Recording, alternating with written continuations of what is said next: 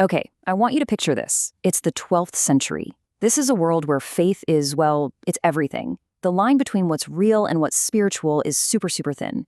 And it's a time of these profound, powerful, and sometimes pretty terrifying visions. We are about to dive into one of the most vivid and honestly one of the most bizarre visions ever written down. So just look at this. It's this beautiful but really strange illustration from a medieval manuscript, right? You've got a crowned woman, these infants. There's a real sense of cosmic drama going on. But what on earth is happening here? Let's unpack the story that's hidden inside this single mysterious image. All right, to get what this image is about, we have to start with the vision itself. And it doesn't begin with a whisper, let me tell you. It starts with a figure that is both wondrous and, frankly, terrifying. So the person having this vision sees a woman who is so massive she's compared to a city. I mean, she's clearly not a normal person.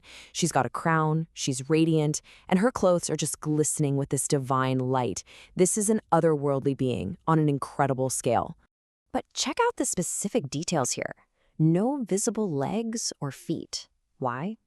Well, the text tells us it's because she's standing in this sacred, divine space, right in front of an altar, in the very sight of God.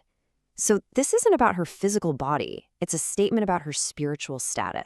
And here is where the vision gets really weird. Her womb is described as being like a net full of holes, and it's just teeming with a crowd of people. This is the central mystery, a really powerful symbol of the church as this kind of vessel for humanity, porous and open. But what could it possibly mean? Just as we're trying to wrap our heads around that image of her womb, the vision throws another shocking element at us. These infants. Out of absolutely nowhere, these dark, shadowy infants just materialize in the air near the earth. Now, color was hugely symbolic in medieval thinking.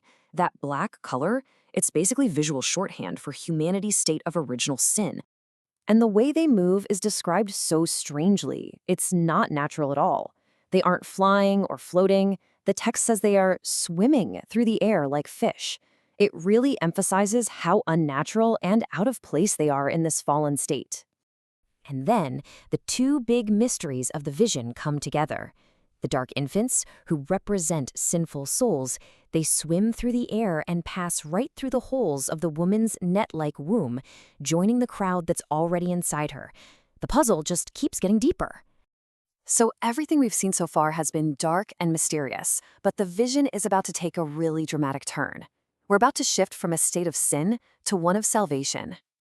The woman sighs, a sign of sorrow or maybe feeling a great burden.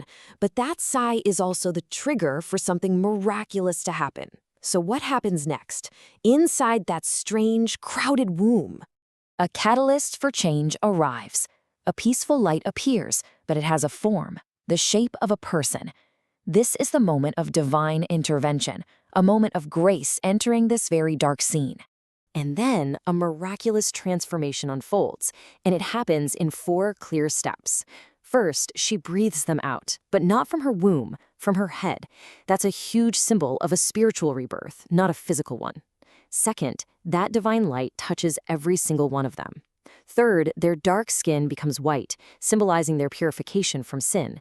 And finally, she clothes them in white, a sign of their new, redeemed state.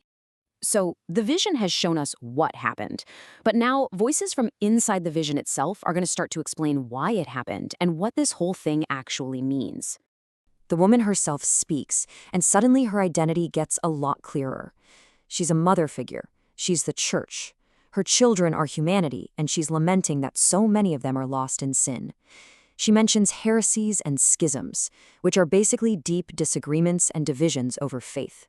She's saying they're attacking the very mother who bore them.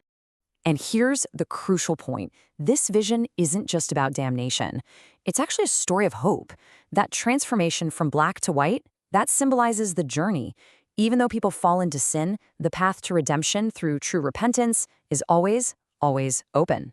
And this personal journey to redemption has a much grander cosmic purpose. A voice from heaven reveals that this whole process of saving souls is part of a divine construction project. Each saved soul becomes a living stone in this incredible spiritual building being constructed up in heaven. And the ultimate goal of this entire process, what's the point of it all? It's one word: sanctity. The state of being holy, of being made sacred. That is the newness that these transformed infants are being called to embrace. You know, the vision doesn't just explain a big theological idea, it wraps up by presenting a direct and very personal challenge to every single soul. And this all builds to a final stark choice. The woman lays out two paths, and it couldn't be clearer. The path to salvation, look at her, choose her, and be received. The path to damnation is just as simple.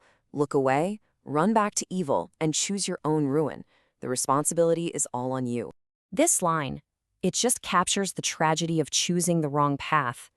It's a lament from the Mother Church, and you can just feel the deep sorrow for those who failed to see the grace and goodness that was right there, being offered to them.